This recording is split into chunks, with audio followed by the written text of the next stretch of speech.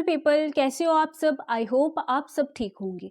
तो आज हम करने जा रहे हैं इंग्लिश का मिनी मॉक टेस्ट 1। ठीक है, इसमें हम 20 एमसीक्यूज कवर करेंगे, जिसमें सारा जिस तरह से एग्जाम में पेपर आता है उसी तरह का यहाँ पे पैटर्न रहने वाला है। ठीक है, तो आप जूनियर असिस्टेंट, अकाउंट असिस्टेंट, किसी भी एग्जाम की तैयारी कर रहे हैं, वहाँ पे इस तरह के क्वेश्चन आपके पूछे जाते हैं और इवन पूछे भी गए हैं। ठीक है, और मैक्सिमम मैंने PYQs ही यहाँ पे इंक्लूड किए हुए हैं। ठीक है, तो चलिए स्टार्ट करते हैं आज के लेक्चर को with question number 1। Question number 1 आपकी स्क्रीन पे है। लास्ट में आपने अपने मुझे स्कोर जरूर बताना। ओके, सो क्वेश्चन नंबर 1 आपका स्क्रीन पे है। That is the choose the correct synonym of abate. ठीक है, अबेट का आपने करेक्ट सिनोनिम चूज करना है। ठीक है, सिमिलर वर्ड चूज करना है।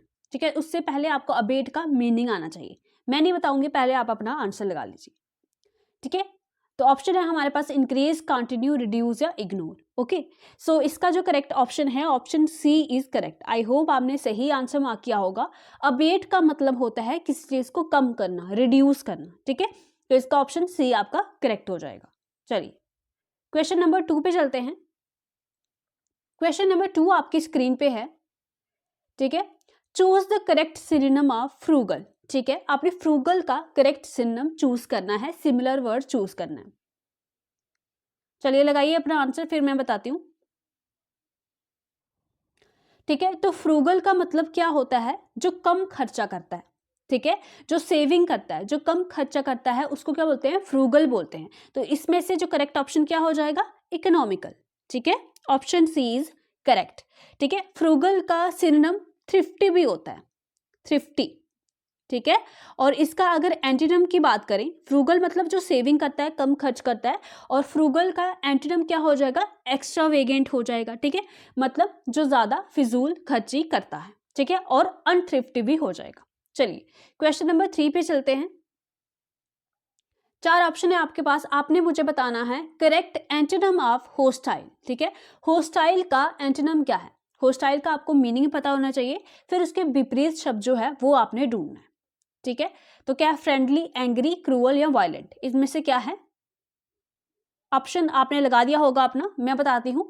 होस्टाइल का मीनिंग होता है कि जब हमें किसी के प्रति घृणा की फीलिंग हो, क्रोध की फीलिंग हो। ठीक है, तो इसका अपोजिट क्या हो जाएगा? फ्रेंडली, है ना? Option A is correct. Okay, so hostile क्या होता है? जब हम किसी से मतलब ऐसी फीलिंग हो, क्या हो, हमें उससे शत्रुता हो, एनिमी जैसा हमें उससे फील हो, तो इसका अपोजिट क्या होगा? फ्रेंडली। चलिए क्वेश्चन नंबर 4 पे चलते हैं। Choose the correct antonym of genuine. ठीक है, जेन्युइन आपको पता ही है, ये इतना कॉमन वर्ड है। जेन्युइन का एंटीनम आपको ढूंढना है, बस ये याद रखिएगा। देखो, जेन्युइन का अगर जेन्युइन का अगर सिनोनिम की बात करें, सिमिलर वर्ड की बात करें, that is real, authentic, honest. ये इसके क्या हो जाएंगे? सिनोनिम हो जाएंगे, सिमिलर वर्ड हो जाएंगे। मगर इसका एंटीनम क्या हो जाएगा?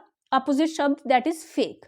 ठीक है, जेन्युइन क्या होता है? कोई चीज, कोई इंसान रियल हो, ठीक है, सच्चा हो, तो उसका उल्टा क्या हो जाएगा? फेक हो, दिखावटी, बनावटी। चलिए क्वेश्चन नंबर 5 पे चलते हैं। क्वेश्चन नंबर 5 आपके स्क्रीन पे है।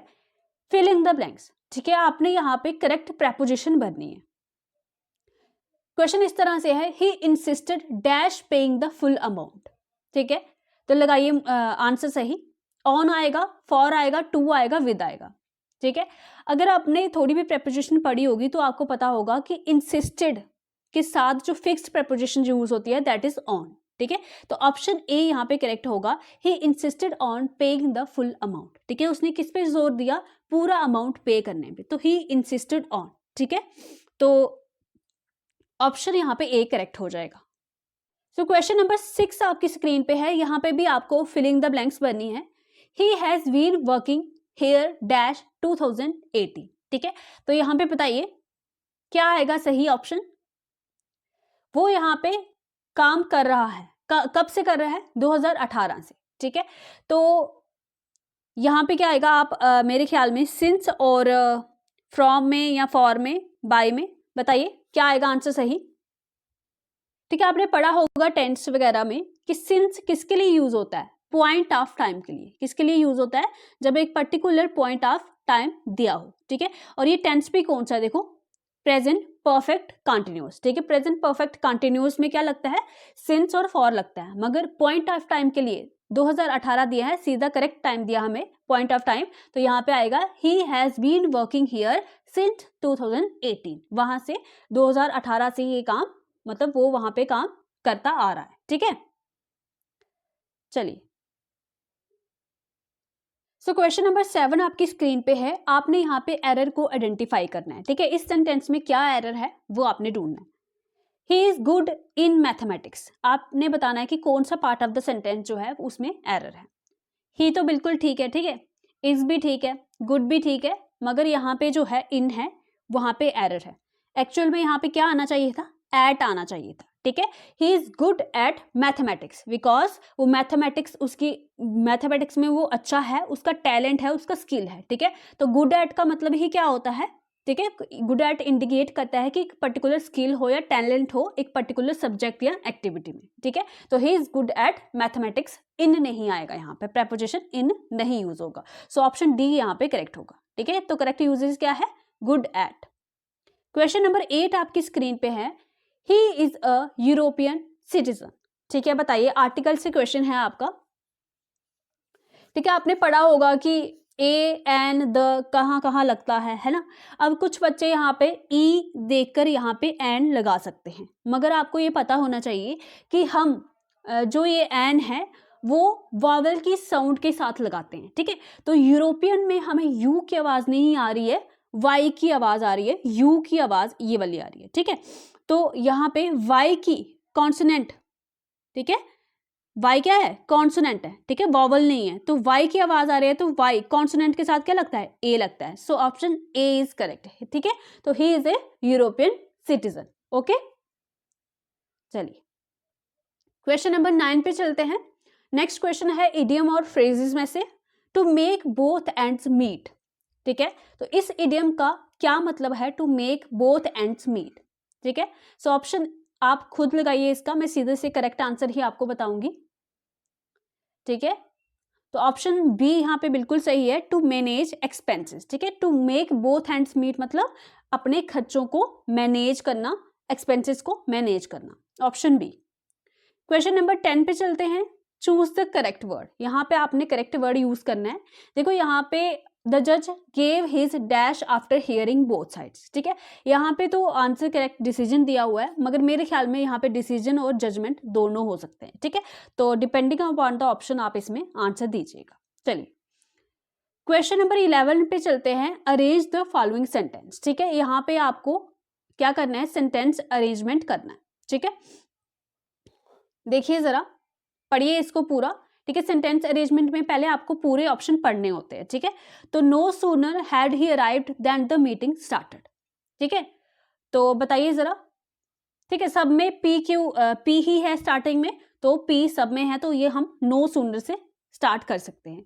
नो सूनर, पहला वाला ऑप्शन देखते हैं, no sooner had he arrived then the meeting started. Second वाला है no sooner then the meeting, ये तो नहीं हो सकता, ऑप्शन बी नहीं हो सकता। नो सूनर ये थर्ड वाला देखते हैं, no sooner had he arrived started, नहीं ये भी नहीं हो सकता, कोई सेंस नहीं बन रही। डी वाला देखते हैं, नो सूनर आर वाला then the meeting as had he, नहीं नहीं, ठीक है। ऑप्शन ए ही आपका करेक्ट है, बिकॉज बाकी में सेंस ही नहीं बन रही है, ठीक है। Option A is correct. चलिए, क्वेश्चन नंबर 12 आपकी स्क्रीन पे है, she could not dash the loss of her phone, ठीक है। ये होमोफोन्स होमो वगैरह है, ठीक है। जो बेयर बेयर ये सब क्या है, होमोफोन्स वगैरह है, ठीक है।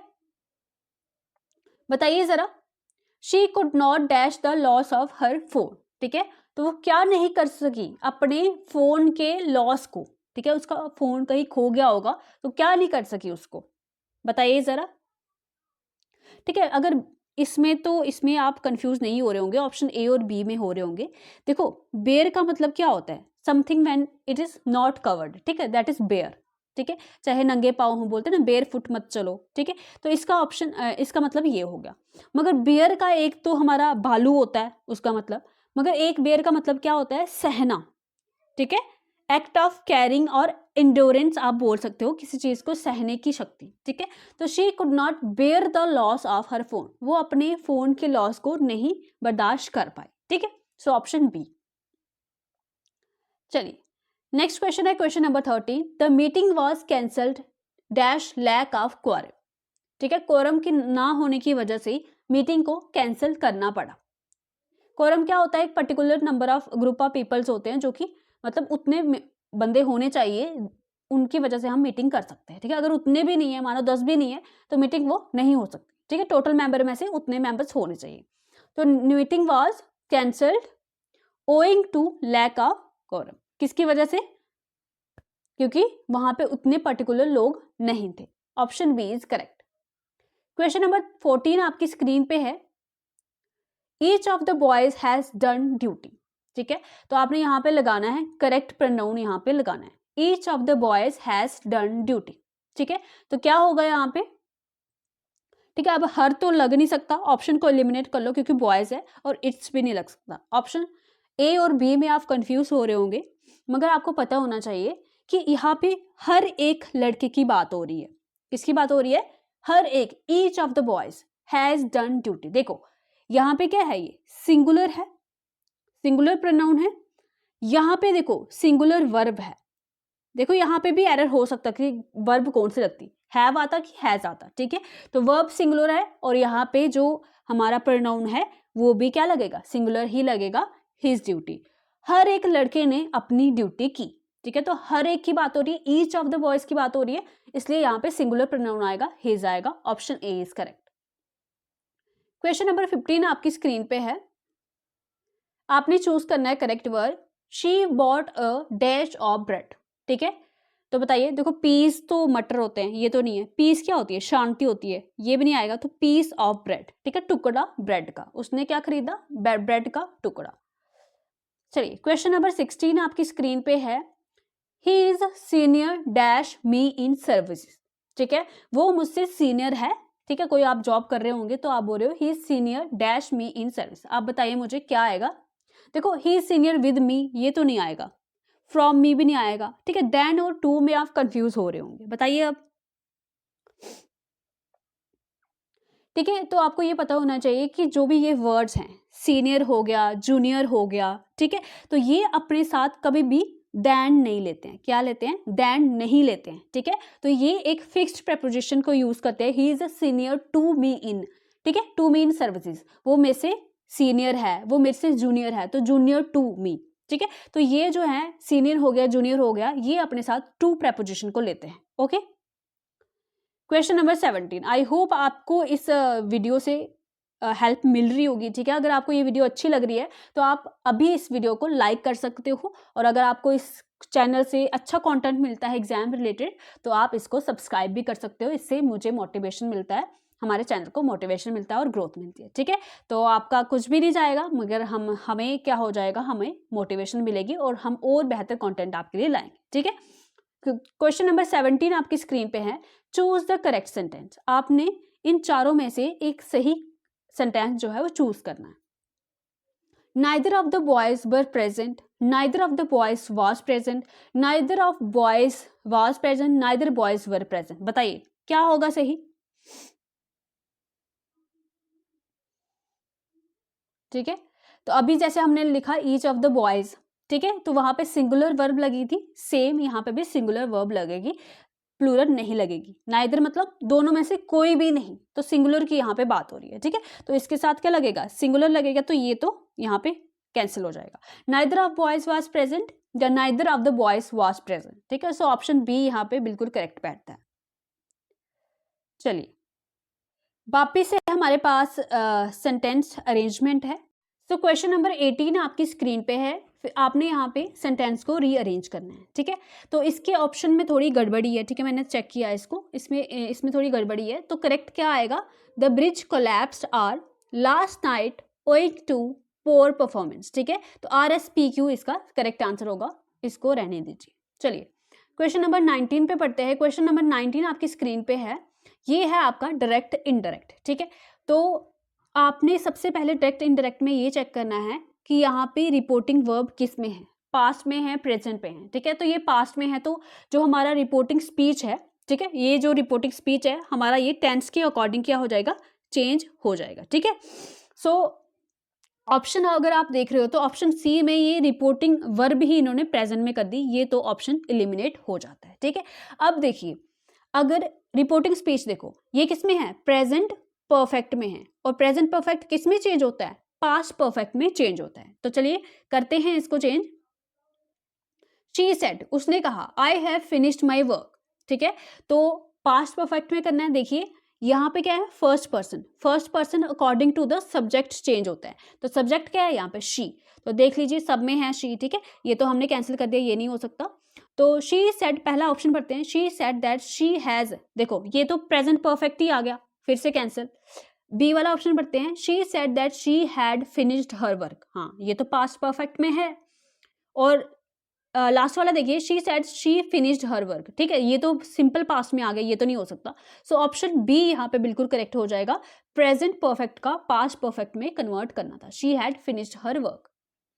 क्वेश्चन नंबर 20 पे चलते हैं, चूज द करेक्ट स्पेलिंग, आपने करेक्ट स्पेलिंग चूज करना है, ठीक है।